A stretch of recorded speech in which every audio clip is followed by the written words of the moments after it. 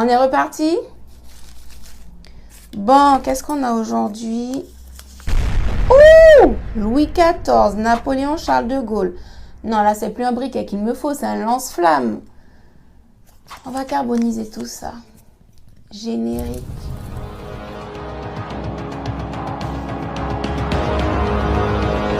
Bienvenue sur Afrique Résurrection, je suis Safiane Joylab, chercheuse en histoire et culture africaine. Alors on va commencer dans l'ordre chronologique avec Louis XIV. Tout le monde le connaît comme le roi soleil, Versailles, les dorures, mais en réalité c'était un esclavagiste. Il a créé plusieurs compagnies esclavagistes, notamment la Compagnie des Indes, la Compagnie du Sénégal, la Compagnie de Guinée. Et ce sont ces compagnies qui ont organisé le kidnapping de milliers d'Africains. Il ne s'est pas arrêté là, il a investi dans énormément de compagnies qui possédaient des esclaves. Donc sachez que le château de Versailles a été financé par le travail forcé des Africains déportés en Amérique et dans la Caraïbe. Ce que l'on ne dit pas non plus à propos de Louis XIV, c'est que l'un de ses bras droits, à savoir Colbert, a écrit le Code noir à la demande de Louis XIV. Du coup, Louis XIV a demandé à Colbert d'établir des lois qui organisent une hiérarchie, déjà avec les Français qui dominent tout le reste, mais même au sein des Africains, une hiérarchie par la couleur. Donc pour faire court, ce qui est à retenir, c'est que Louis XIV était un raciste esclavagiste.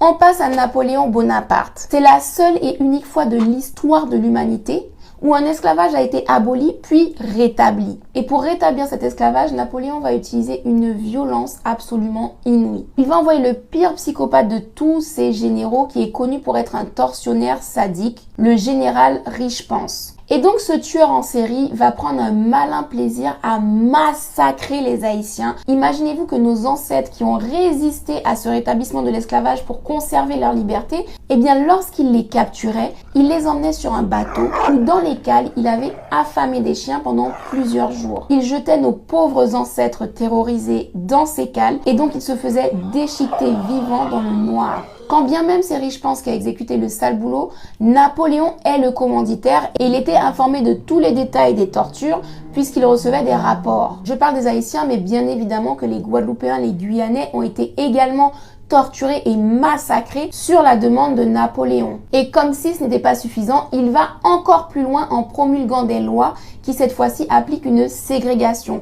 On parle tout le temps de l'apartheid en Afrique du Sud, la ségrégation aux États-Unis, mais c'est d'abord en France sous Napoléon que sont nées des lois de ségrégation. Il y a l'arrêté du 29 mai 1802 qui jette hors de Paris tous les militaires noirs ou métis. Napoléon va encore plus loin avec l'arrêté du 25 juin 1802 où là, carrément, il interdit l'accès à la France à tous les noirs et les métis. C'est pas fini. Avec l'arrêté du 8 janvier 1803, il interdit les mariages mixtes, c'est-à-dire entre une personne blanche et une personne noire. Et puis, je vais m'arrêter là parce qu'on va pas tous les faire. Il y a eu l'annulation de la libération des personnes qui ont été affranchies avant même la première abolition. Mais qui fait ça? Napoléon était un psychopathe. Définition de psychopathe: dénué d'empathie. C'est-à-dire que même s'il considérait les Africains comme des animaux, à un moment donné, t'as pas de la peine pour des animaux quand tu les vois souffrir?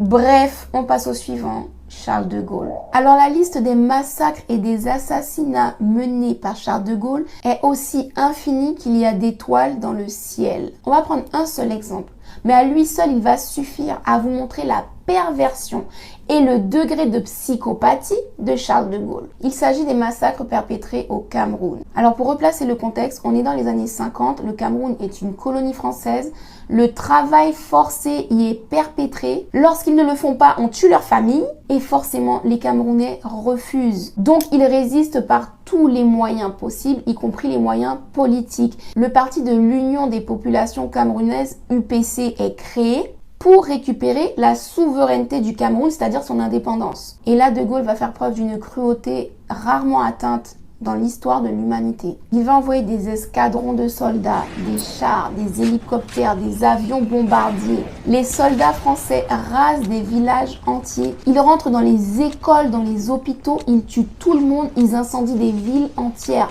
On parle de 156 villes rasées. Imaginez Toulouse, Bordeaux, Paris, Marseille, Nice, Toulon, Nantes, Le Mans, Rouen, Orléans, ça fait que 10. Imaginez les dégâts pour le pays si ces 10 villes-là étaient rasées. Maintenant, vous prenez le Cameroun et vous imaginez 156 villes rasées incendié, toute la population tuée jusqu'au dernier. Et on parle de civils non armés, on parle de femmes, notamment de femmes enceintes, on parle d'enfants, on parle de personnes âgées. Alors non seulement les soldats les ont tués sans scrupule, mais ils ont été jusqu'à décapiter des centaines de cadavres, mettre les têtes dans des camions, rapporter les têtes dans d'autres villages pour semer la terreur.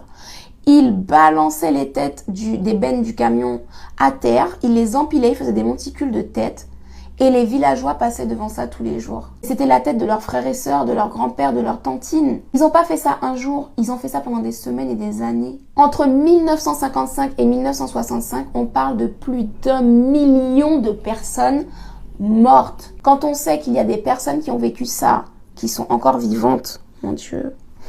Comme si ce genre de massacre n'était pas suffisant, Charles de Gaulle a ordonné un bombardement au napalm. Alors pour ceux qui ne savent pas, il y a l'arme nucléaire et il y a le napalm juste en dessous. Pour vous donner une idée de la dangerosité et de la violence du napalm, c'est que là où ça tombe et ça brûle tout, rien ne repousse pendant des dizaines d'années. Ces gens-là nous ont brûlé nos ancêtres par millions.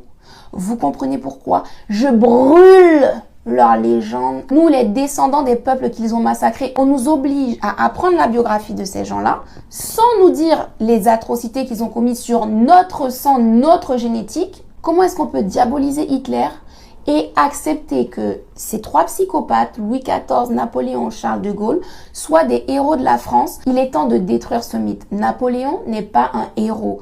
Charles de Gaulle n'est pas un héros. Louis XIV n'est pas un héros. Si les Français veulent reconnaître des psychopathes, sociopathes, tueurs en série, sadiques, tortionnaires comme leurs héros, bien grand leur en face.